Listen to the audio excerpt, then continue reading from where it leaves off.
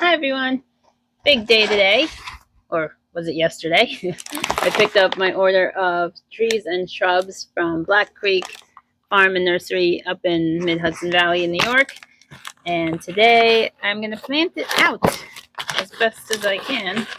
But first, let's open up. Oops. Ugh, a mess here with some sawdust. But what we got, what we should have, we have one apple to replace one that we lost this earlier time.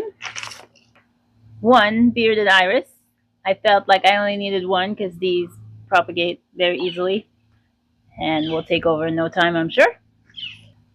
A blackberry, another plant that will double all by itself and triple. I got two Nanking cherries.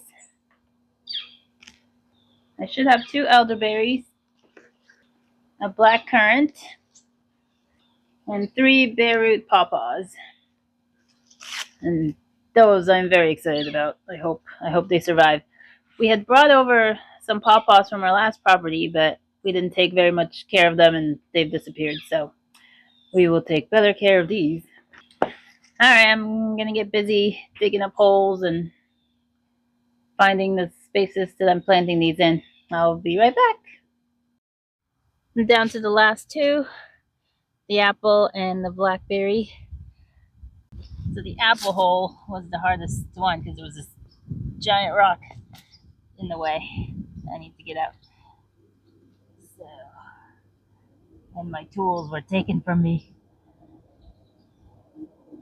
But other than that, it's been smooth sailing.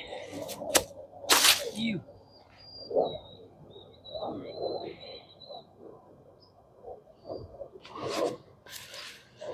My son helped me for a good 50% of the planting, which is a record for both of us. For him, he's a kid, and for me, I don't work well with others on these kinds of projects. So I've been mixing virgin dirt with some primo soil I recently acquired. That way the plants get acclimated to all the soil types and they won't be wanting to just stay in the nice soil that they're in, but they'll want to branch out because they're used to it already.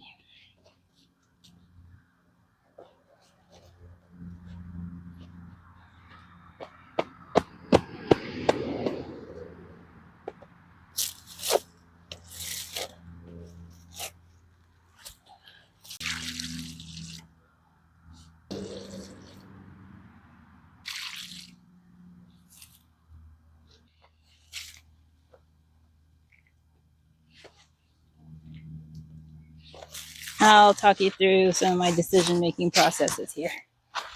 This thornless blackberry is in a pretty sunny space. This maple, I think it's a maple, is to the north, so the shade is minimal. And we can always just take out some bottom limbs if need be. Up there is the apple. There's already a line of apples further up. Not a line. There's another apple there already. And also a pear.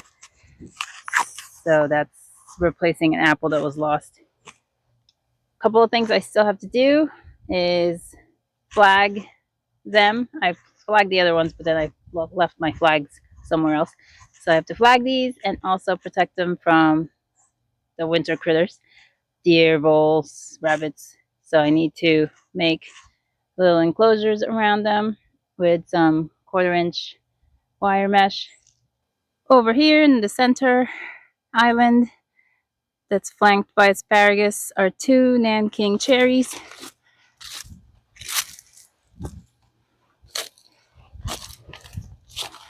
One's right there.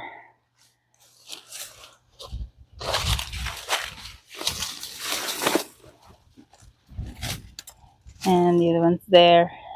These are on the west West is that way. South is that way. Back here, it gets dappled sun in the afternoons in the summer. These are the elderberries. Yeah, yeah. So I have flags on these already. Wow.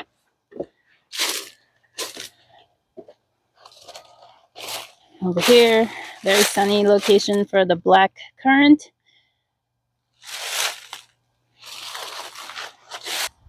In here with the daylilies, I have a bearded iris. Now, I only got one of certain things because they easily propagate, so I don't feel the need to buy a whole bunch when I can do the work, minimal work myself to make more. And last but not least, and most favored and hoping will grow are the pawpaws. One, two, oh, the third one's over there, but this is the wettest water comes out from the mountain. There's a rock wall right here, and there's a lot of water that bubbles up there, and anytime it rains, really, and this is just a whole mess of water. And pawpaws like that. They like swampy, not swampy. They like water. They can stand the drought in the middle of summer, but they should do okay here. And then there's lots of tree cover. They like shade, but the owner told me that he's grown these in full sun and they've done just fine. So I'm not worried that these will suffer too much with the sun exposure they have, which is only like a couple of hours um, of the heat of the summer that they have full sun, maybe. Here's the other one next to Bob, defunct Bob. It is lunchtime, but I don't want to go in, get changed out of my dirty clothes, and then come back and get dressed up again. So I'm going to forego that and do this. This is where the tulips and that other plant, the bulbing thing that I bought, are going. And I pre-dug this trench a week or so ago. With the vole situation, can't just throw them in. I gotta make all these wire nonsense. I'd forgotten about that. I was just gonna throw them around the red maple here. And then I watched Serena at You Can't Eat the Grass, and she reminded me that she has voles, but she grows tens of thousands of tulips, so if she loses 1,000, she could care less. But I'm only growing 10 this time around, and each one is very precious to me. And whatever the other bulb is. So I'm gonna split them up. They'll make a nice line here in front, flanking the maple. And there's some other nice flowers that come up here all summer long, so it'll be a nice addition in the early spring to have the tulips come up, join the lone tulip that survived. All right, I'll get on that. The wire mesh is not flush with the virgin earth, so I put in a shovel of soil just to fill in the gap there. So I have the tulip, which goes in 6 inches, and then I fill that in, and I got the alpine squill, which goes in, can't see it, 5 inches. That'll be all covered up after and be nice and cozy. So it'll be 2 of those together, half and half.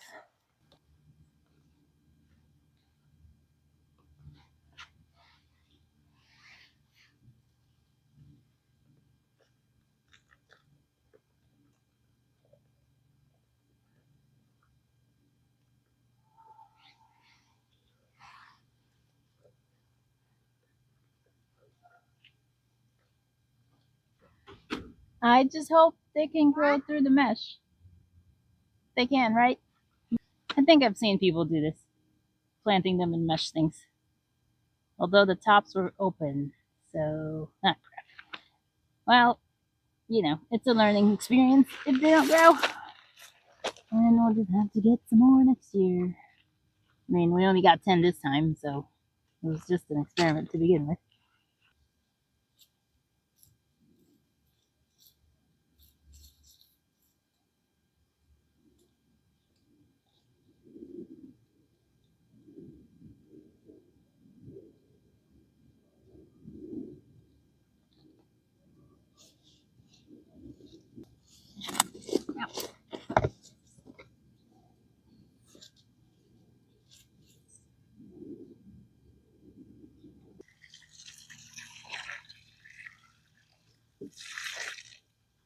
Wow, I got a lot done today. Jeez. And it's cold. Moving around helps, but there's some spaces in time when you're not moving around as much and the cold gets in there. I could have probably worn another layer, but it's done. I planted my trees and my shrubs and my berry bushes and my tulip bulbs and all the things. All right, I will get back to you all soon. Bye bye.